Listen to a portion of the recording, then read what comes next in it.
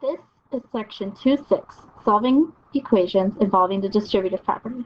Today we're going to solve equations of the form P times the quantity x plus q equals r using the distributive property. We've already talked about what the distributive property is. The distributive property says when you multiply a factor by a sum or difference, the product is the same as multiplying the factor by each term and then adding or subtracting the products. We have already talked about the distributive property in this class. So let's use the distributive property. Suppose you have 42 feet of fencing to enclose your garden. The width of the garden is 8.2 feet. What length must the garden be to use all of the fencing? Well, when we find perimeter of a rectangle, we take one side plus the other times 2. So we're going to take 2 times 8.2 plus, well, we don't know, so it's x. And that whole perimeter is going to equal 42. So to start solving this, I am going to distribute the 2. 2 times 8.2 plus 2 times x equals 42. 2 times 8.2 is 16.4 plus 2x equals 42. Now I'm going to subtract the 16.4 off of each side to start isolating my variable. So 2x equals 42 minus 16.4. Which is 25.6.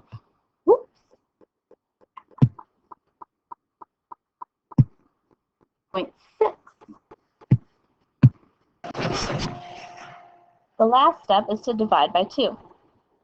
So we end up with x equals 12.8. My final answer then has to answer the question in the problem, so it is 12.8 feet. We all know the very last step is to check. So 2 times the quantity 8.2 plus 12.8, does that equal 42?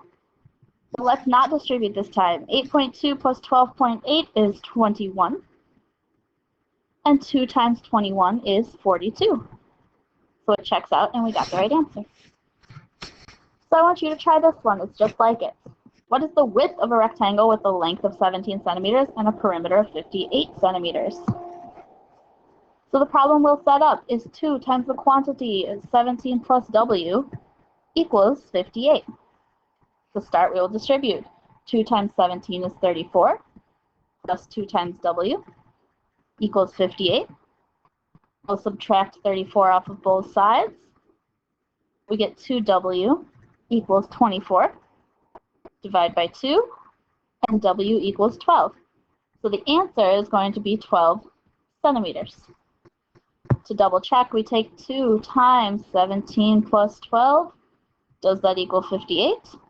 So 2 times 29, which does indeed equal 58, so it works.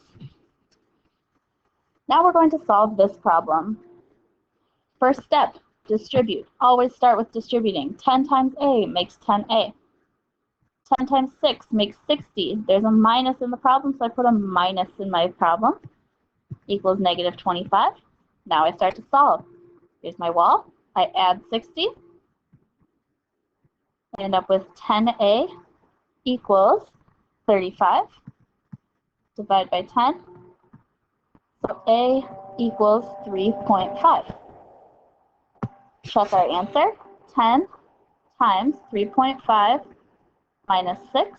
Does that equal negative 25? Well, 3.5 minus 6 is negative 2.5. And 10 times negative 2.5 is negative 25. So it checks out. Try these two on your own. The second one causes a bit of a snafu because of the 1/2. So for the first one, we're going to be distributing on the right-hand side this time. Nothing different. We just take negative 3 times b and negative 3 times 15. So we have negative 4.5 equals negative 3b plus negative 45.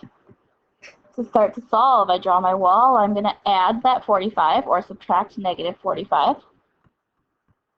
So I get 40.5 equals negative 3b. Now I'm going to divide both sides by negative 3, and I end up with b equals negative 13.5. to check that answer, I'm going to take negative 4.5 equals negative 3 times negative 13.5 plus 15. Negative 4.5 equals negative 3 times 1.5. And negative 3 times 1.5 is indeed negative 4.5, so it works. For the second one, there are two different ways you could do this. My method would be to change 8.5 into 8.5.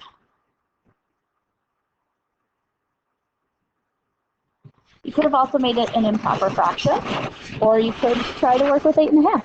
We're going to distribute 8.5 times c is 8.5c. 8.5 times 16 is 136. There's a minus in between because there's a minus in the problem. I'm going to add 136 to both sides to get rid of the minus.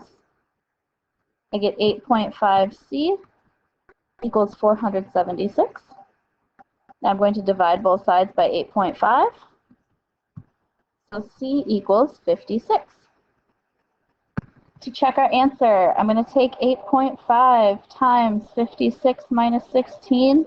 Does that equal 340? Well, 56 minus 16 is 40.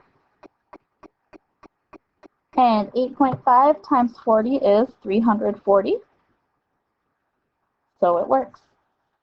Your assignment is page 91.